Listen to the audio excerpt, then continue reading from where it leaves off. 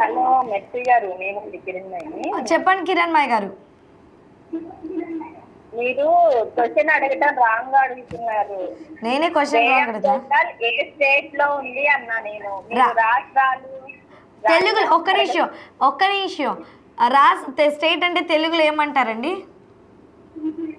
నేను అడిగినట్టు చెప్పండి. మీరు ట్రాన్స్లేషన్ వద్దు. అమ్మా ఇదైతే తూచ్ నేను ఒప్పుకోను సార్. ఇది జనరల్ నాలెడ్జ్ క్వశ్చన్ కాదండి, లాజిక్. జనరల్ నాలెడ్జ్ క్వశ్చన్ కాదా? లాజిక్ అని మీకు చెప్పాను. గుర్తు లేదండి బాబు. నేను దాని నుంచి జనరల్ నాలెడ్జ్ క్వశ్చన్ మనకి నాలెడ్జ్ లేదు కదా అంటున్నాను. ఓకే, బే ఆఫ్ బెంగాల్ ఏ స్టేట్ లో ఉంది?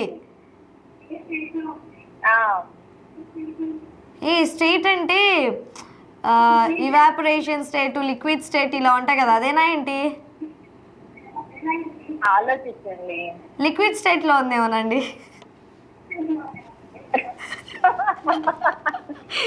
కరెక్టేనా? కరెక్టేనండి.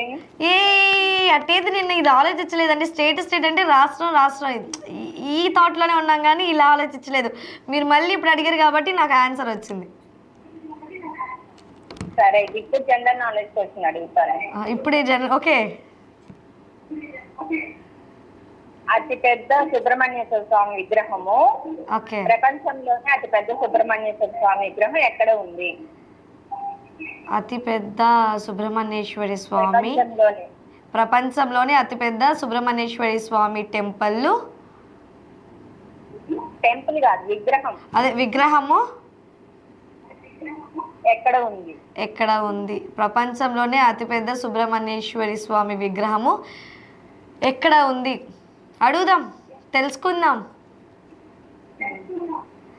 అంటే దాని అర్థం ఏంటి నాకు తెలియదనే కదా. కాలర్స్ని అడుగుదాం, తెలుసుకుందాం. తర్వాత మీరే కాల్ చేసి రేపు చెప్పండి, ఓకేనా? ఓకే, థ్యాంక్స్ ఫర్ కాలింగ్ అండి. ఇలాగే కాల్ చేస్తున్నా అండి.